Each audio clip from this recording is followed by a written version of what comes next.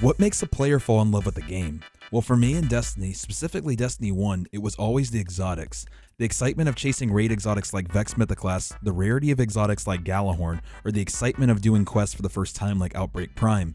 Focus on the final piece I just said. Exotic quests and missions have always been some of my favorite pieces of Destiny and Destiny 2, and today we're going to be looking back at every single exotic quest and mission that was removed from Destiny 2. If this video ends up being helpful, make sure to hit the like button, and if you're new, go ahead and subscribe, and let's do this. Before we start, we need to talk about the exotic kiosk. This is home to quest exotics, raid exotics, seasonal weapon exotics, and more. More and more weapons are being added to this due to their original way of obtaining them being sunset. So to my new players that may be wondering why in the world do I need this currency that's known as exotic ciphers to purchase 40 plus exotics, it would be due to the fact that most of the exotics we can no longer obtain in their original way. Now with that out of the way, let's get into it. Starting from the beginning, we have the Sturm quest. After you beat the Ret War campaign, you got a world quest on Nessus called Exodus Black. As you follow along the missions on Nessus, that taught you more about the destination, and you got rewarded with the Drang. You then receive a new quest line, Relics of the Golden Age, that you would follow along that would require decrypting legendary engrams and an exotic engram, believe it or not, and you also had to get kills with the Drang. Zavala used to give you an exotic engram at the end of the campaign that you could hold on to make this a bit easier.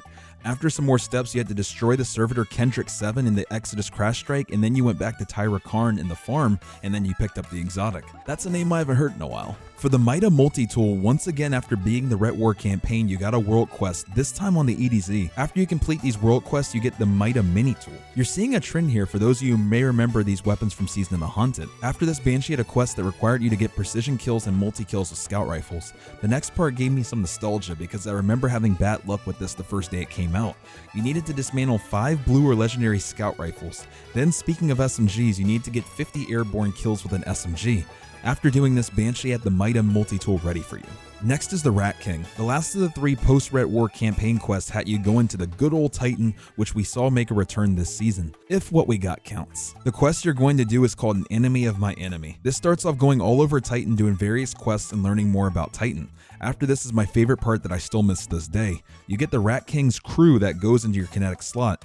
Next you get a series of riddles, and when deciphered require you to complete 3 patrol missions. The next riddle, when deciphered, requires you to complete 2 public events. And then the last riddle requires you to complete 2 Crucible matches. For the last riddle, once deciphered, you need to complete a Nightfall with 5 minutes remaining. Nightfalls used to work very differently in vanilla Destiny 2. After you completed it successfully, Rat King would drop from the Nightfall. Moving on from the Ret War, our next exotic quest we lost comes from Warmind. Surprisingly, or maybe unsurprisingly, there aren't any quest exotic weapons in Curse of Osiris. The next exotic we're going to talk about is Sleeper Simulant. Once you complete the Warmind camp, you would get a world quest called Data Recovery that essentially has you going across Mars completing various objectives. After this, you have to get precision kills with the Ikelos hand cannon, followed by getting Ikelos weapon kills on powerful enemies. I remember farming the yellow bars at the beginning of the Leviathan raid for these. Next, you complete heroic strikes with Ikelos weapons equipped. The next is my favorite part of the quest, where you have to find 15 sleeper nodes as well as clearing 3 escalation protocol levels. More importantly though, the sleeper nodes were so cool to go around Mars and hunt back in the day. After this, you complete one more mission that has you defeat Zol again, and then you return to Anna Bray to receive your prize. The next quest on our list is Worldline 0. Getting this weapon didn't require completing a bunch of quest steps, rather it was a gigantic scavenger hunt across Mars to find 35 different data memory locations. This would unlock a cache to get the Worldline 0, which later went on to become the speedrunning staple, before it was nerfed of course. Staying on Mars, next we're going to be talking about the Polaris Lance. You grab a quest called Nascent Dawn. After completing the steps for part 1 and 2, you receive a legendary version of the Polaris Lance. You don't see this weapon ever because it was sunset and Bungie never made a newer version of this, so seeing this weapon today is rare. After acquiring the legendary version of this weapon, the third step of the quest requires you to complete 10 waves of escalation protocol and then 3 Vanguard strikes. Once this is done, you'll receive a masterwork version of the legendary Polaris Lance, the Braytech RWP MK2. After this, you're required to get kills with the prototype scout rifle you just received. Next, you get to complete a mission on an IO called the Fury. Once this is done, you have to hunt down a cache found in Rasputin, good old Big Red. After you upload the memory in the server, you go back to Anna Bray and she'll have the Polaris Lance waiting for you. Next, we have my favorite weapon in the game, the Whisper the Worm. I owe a lot of the early traction on my channel to this weapon.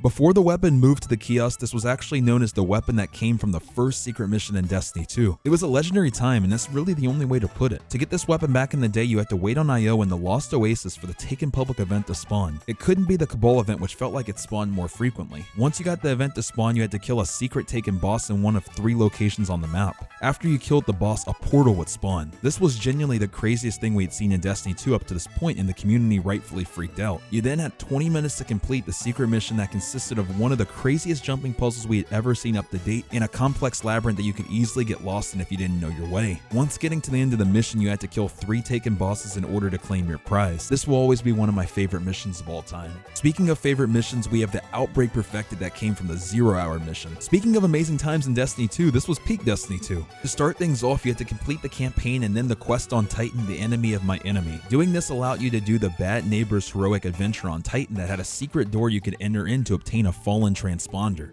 Next, you had to decrypt 6 nodes on the fallen transponder, which essentially had you go to 6 different locations and collect a node at each of these locations. After completing this, you would have to head to the farm and go to a secret basement where you could speak to Mithrax. Yep, we've known about Mithrax for quite a while. Rendezvousing with Mithrax would start the secret mission, the 0-hour.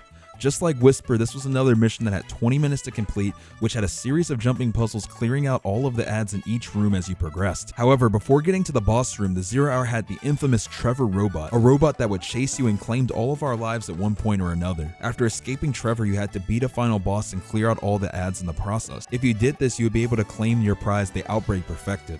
What a mission this was. Side note, not sure why this is in the Red War section. This came out in Season of the Drifter and Forsaken. Staying on the topic of Red War for one final exotic though, we have the first raid exotic in Destiny 2. However, this wasn't a weapon that just dropped from RNG from the raid, it was a quest.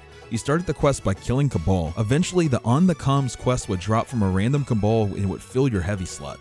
Next, you'd have to fight even more Cabal, this time on Nessus, to get the Red Legion communications to drop. After this quest name would change to Destroyer of Worlds. This required you to beat the Leviathan raid. After completing the raid, you received an Imperial invitation. After this, Benedict would give you the Legend of Acreus. Awesome. Quest done, right? Wrong. It's a modified version that isn't half of the potential it can be. Next, you had to complete a special version of the Arms Dealer Strike that was 300 power with the Prism modifier. On top of this, there was a modifier called Time Warp that most players of today might not even remember. This required you to shoot floating oracle-like objects in the sky that would extend your timer. If your timer ended, that was the end of the mission. This was no joke back in the day. After beating this mission, you get the fully intact version of the Legend of Acreus. That completes our Red War exotic quest. This video is sponsored by War Thunder, the military online game. War Thunder is the most comprehensive vehicle combat game ever made.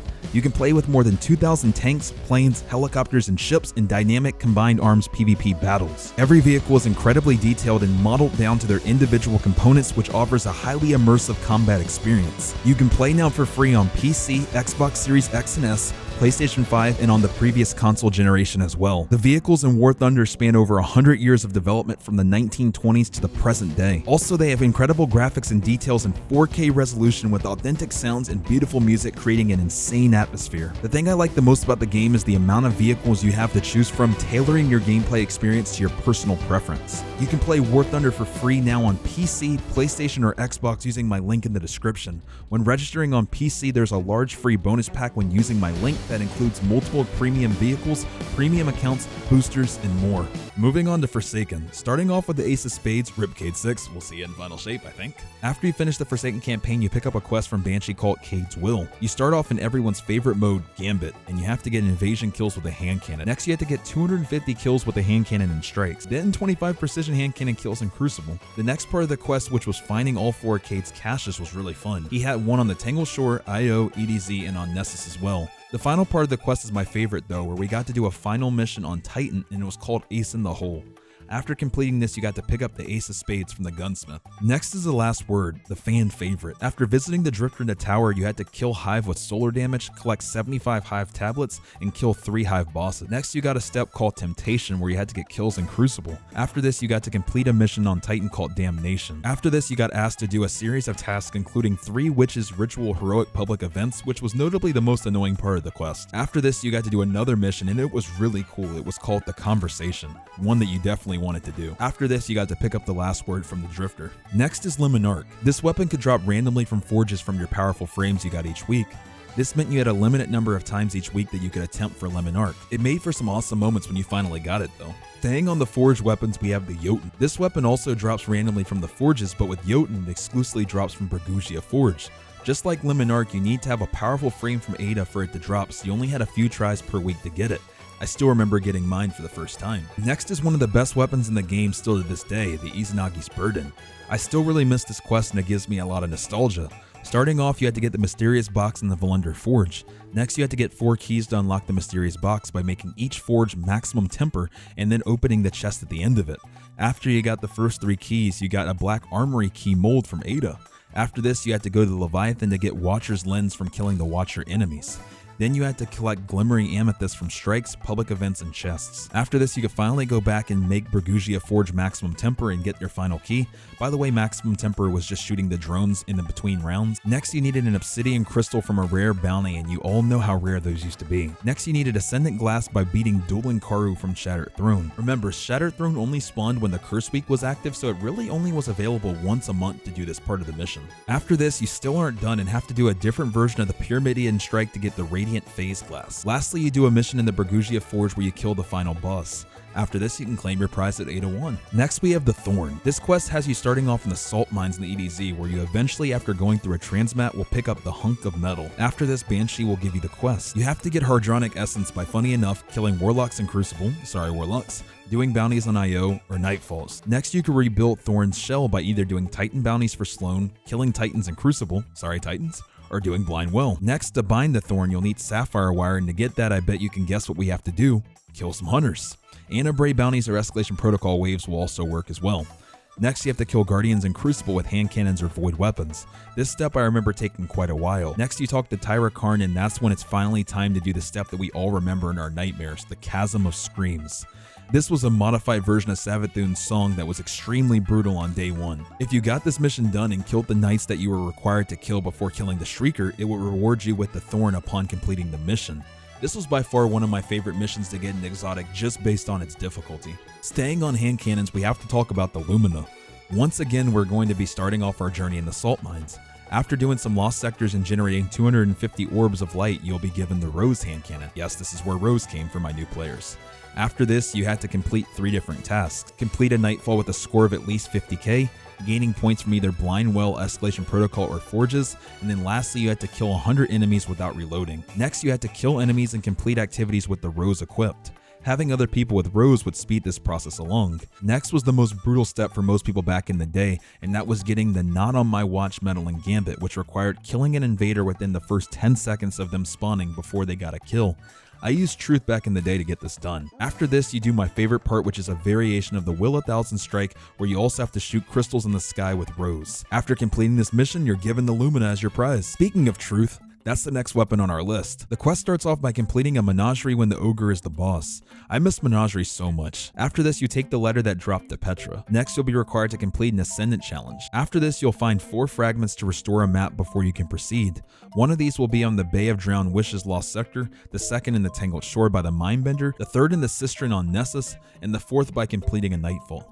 Each fragment also requires a task to be completed after finding it, the most notable being needing a Corsair down bounty that drops from the Dreaming City. That helped most people up back in the day. After this, you had to complete a modified version of the Warden of Nothing Strike where you needed to pop a tincture at the end to scale some hidden platforms to get to the chest that had Truth waiting for you. Going back to secret missions, we had Bad Juju next. This secret mission didn't quite live up to the extremely high bar, to be fair, that Whisper and Outbreak set.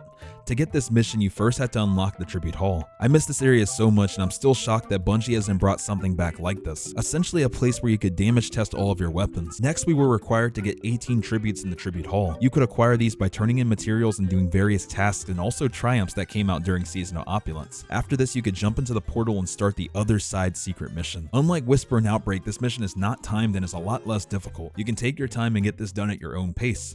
After you finish, Bad Juju is yours. Next is Anarchy. While not a quest, this was the raid exotic for the now sunset raid Scourge of the Past. This was a random drop that you could try for 3 times per week. Also, the always on time Sparrow that is also in the kiosk came from this raid as well, and it was in a chest during the Sparrow race section. Lastly, staying on raid exotics, we have the Taraba. This was a raid exotic that came from the now sunset raid, the Crown of Sorrows. This was a random drop that could come from defeating Galrun. Moving on, next we have the Shadowkeep weapons. First we have the Leviathan's Breath, the only heavy bow in the game. You start off having to find Banshee's hidden workshop. Next, you either had to complete strikes or gambit games. Once you had this done, you had to get 75 precision kills against Vex or Cabal using bows. After you got this done, you had to do a modified version of the Arms Dealer Strike. Once you got this done, you returned back to Banshee's secret workshop one more time before you got to claim your prize. It's important to note that Shadowkeep was the introduction of the Season Pass as well as the weapons that came with it. With that being said, the following Shadowkeep kiosk weapons were Season Pass weapons and did not have a quest associated with them: Ariana's Vow, Tommy's Matchbook, Symmetry, and the powerhouse the Wither Horde. With that disclaimer out of the way, let's get back to the next weapon. Next, we have the Bastion, which was a weapon that shook up the community. This exotic weapon came from the last true community puzzle that we've gotten in Destiny 2, the Corridors of Time. This was a crazy, almost week-long puzzle that brought the entire community together to solve a maze through the Corridors of Time to find our own grave at the end of it. Bastion was our favorite weapon, and this kicked off the quest to get it. After the event ended, you could still do the quest for it, but it would just skip the Corridors of Time part, which was the best part. You start off in the Tangle Shore and have to kill fallen captains. Next, you kill Axinix, the fallen captain in the Thieves Landing Lost Sector. Next, you have to find 10 Tangled Shore bounties, kill 30 challenging enemies, and 8 public events. Finally, you head to the grave site in the Fourhorn Gulch Lost Sector, the Trapper's Cave. The grave is hidden under a waterfall. After this, you got to do a reprised version of the Mindbender Strike that has you fight the Defiled Race, the Waning Light, during the Fanatic fight. After this, you get to claim your prize at St. 14. The next exotic on our list is the Devil's Ruin. To start this quest, you had to do a Sundial 6-man activity. I miss the Sundial days a lot. After this, you can pick up a quest called A Moment in Time. After taking this to St. 14, we get to do my favorite part of the quest. You got to do a Twilight Gap mission that had you locate 10 robot bodies hidden across the map. After this was done, you got rewarded with the weapon along with some very memorable dialogue from St. 14, Osiris, and Shax. Shax even sings. Moving on, we have the exotic shotgun, the Fourth Horseman. You start off talking to Zavala, who sends us to his office to fetch the weapon. Upon finding out that it's missing, we head back to Zavala, who sends us to talk to Anna Bray. After this, we have to complete public events and kill Cabal to gain intel. Once we take the info to 801, she sends us off to do escalation protocol waves. After this, Anna Bray requests that we kill Scions and loot Cabal chests to proceed. After completing this, we speak to Benedict, who relays us a mission from Callus himself and says we have to head to the EDZ to kill enemies, complete patrols, and do public events. Once this is done, we just have to wait until the quarry is the legendary lost sector. These work different than the legendary lost sectors do that we're used to today. Back then, you just had to wait 3 days to be able to do the quarry lost sector. On the launch day of this quest, the quarry wasn't even the lost sector, so this wasn't obtainable the first day that this launched. Fourth Horseman could randomly drop from the quarry lost sector chest. Next, we have the Ruinous Effigy quest. This quest has you start off by going to the prismatic recaster next to Drifter. After this, you complete the weekly interference mission called The Means to the End. Once this was done, you did my favorite step, which was collecting 25 calcified light fragments across the solar system. You also had to kill 15 Savathun marionettes that would spawn on IO during the Contact public events. After this, you just had to complete Reckoning or Gambit Prime matches, Void kills, and Precision multi-kills. Once this was done, you just went back to the Umbral Decoder and you got to claim your prize by the Drifter. Lastly, in Shadowkeep, we have the Traveler's Chosen. After talking to Zavala, we're required to do a weekly bounty from Io, Titan, Mars, and Mercury. We speak to Zavala again and then we're sent off to Asher Mir. He has us do a Lost Sector, Strike, and Heroic Adventure on Io. Once we're done, we speak to Sloane, and she has us do a Lost Sector, a Strike, and we also have to open 3 enemy chests on Titan. After chatting with Zavala again, it's time to talk to Brother Vance. On Mercury, we're told that we have to do 2 strikes and a heroic adventure. Lastly, we talk to Anna Bray, who has us scan Rasputin's signal, defeat 5 escalation protocol bosses, and a heroic adventure. After this, the exotic sidearm is ours. That completes all of our Shadowkeep kiosk exotics. Next is Beyond Light exotics. Once again, we have 4 season pass exotics: the Duality, Tikus, Cryosthesia 77k, and the Lorentz Driver. The only quest from the Beyond Light kiosk exotics that you can no longer do is Ager's Scepter. This was a quest that got progressed as the weekly story went on. For the first part of the quest, you needed to follow along with the weekly story, tracing the stars. After speaking to Marasov, she has us pick up the final 5 Atlas SKUs. Once we speak to Mara again, we have to do the Hollow Coordination mission where we visit the Caliburn Gatehouse, where we eventually get a cutscene. After this, we had to defeat champions in the Astral Alignment and also defeat combatants with supers. Once completed, we just needed to do a Lake of Shadows, Disgraced, and Glassway Strike.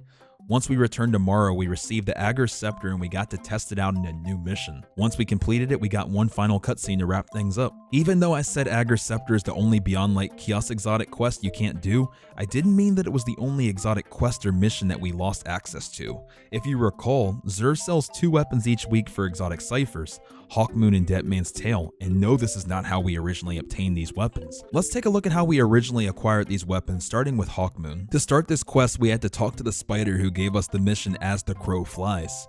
After this, we had to find 5 paracausal feathers across the solar system. Once we have them, we had to speak to Crow, who gives us the quest line Let Loose Thy Talons. Next, we got to complete a mission on the EDZ called Cry from Beyond. Once we got this done, we had to generate and pick up Orbs of Power. After this, we had to go to an abandoned building in the EDZ on Trossland to commune with the bird that kicks off a whole new mission that will become repeatable later. On the first time through the mission, you have to collect paracausal feathers.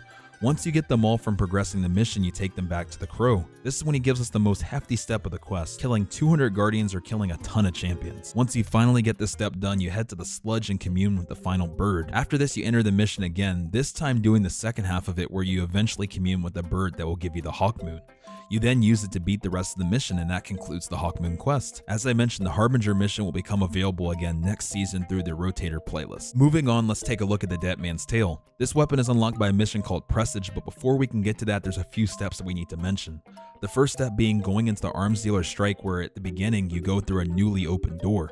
As you follow the path, you'll eventually be led to a distress signal. After picking this up, you head to Zavala, who gives us access to the Presage mission. This mission in some people's eyes is the closest that we've gotten to Whisper and Outbreak. In my eyes, those missions can't be touched. Regardless, the mission is super cool and it has jumping puzzles, complex mazes, a ton of secrets, and a challenging final fight. It also has my personal favorite part, the trash compactor area. After you beat the mission, you are able to claim your prize at the end of it, the Deadman's Tail. Just like the Harbinger, this mission will be back in Season 22 with the Exotic Mission Rotator playlist. Other than that, every other Beyond Light exotic is still available in its original way, such as the Cloud Strike, Salvation's Crypt, Lament, and more. In terms of Witch Queen, all of the Kiosk exotics are Season Pass exotics, being the Grand Overture, Trespasser, Delicate Tomb, and Manticore. However, that doesn't mean that we aren't going to talk about any Witch Queen exotic weapons. There are currently 2 that are unobtainable at the time of this recording that will be back next season in the Exotic Rotator playlist that I was just talking about. The first is Dead Messenger. After completing the introductory mission in Witch Queen, we're tasked with completing the Rising Tension quest. This had us do a PsyOps mission when they are first introduced. Once this was done, we got the quest Operation Elbrus. This basically consisted of us just completing a PsyOps and doing the first week of the story for the season. Once you completed this, you headed to the war table to speak to Saladin in the Helm. This is where we are given access to the mission, the Vox Obscura. This is another mission similar to some of the secret missions of old, but not quite. It's another time mission that had us fight against the Cabal in a mission where we must race to destroy everything. This mission includes blowing up things and tanks and interceptors as well. Once you get to the end, you have to fight a large Scion as the final boss before you can claim your prize. Next, we have the Revision Zero. This is another exotic that you gain access to by progressing the seasonal story. As you progress the questline More Than a Weapon, you'll eventually gain access to the Operation Seraph Shield mission. This is an exotic mission that has us return to the Deepstone Crypt. This is not a timed mission, but there are respawn restricted zones that can be challenging with res tokens as well. There are parts of the mission that will test your jumping skills as well as parts that will test your problem solving ability with fun puzzles. When you get to the end, you'll find yourself in the Taniks Encounter 1 room from the raid. Once you complete the boss fight, you'll be able to claim your weapon. That wraps things up for Witch Queen. Finally, we have Lightfall. There are no quests that have been removed as of yet, but I just wanted to mention that the kiosk currently consists of the old Season Pass weapon, the Vergless Curve from last season, and the Quicksilver Storm, which started off as a Lightfall pre-order weapon that is now available when you purchase the Lightfall Deluxe Edition. And thus, that concludes our journey of looking back at the removed exotic quest and mission exotics in the game. My final question to you is, which exotic quest or mission do you miss the most? And don't forget, you can play War Thunder for free right now on PC, PlayStation, and Xbox using my link, and remember that registering on PC gets you a large free bonus pack with premium vehicles and boosters. So make sure to take advantage of all of that, and it's free, so it can't hurt. So give it a shot.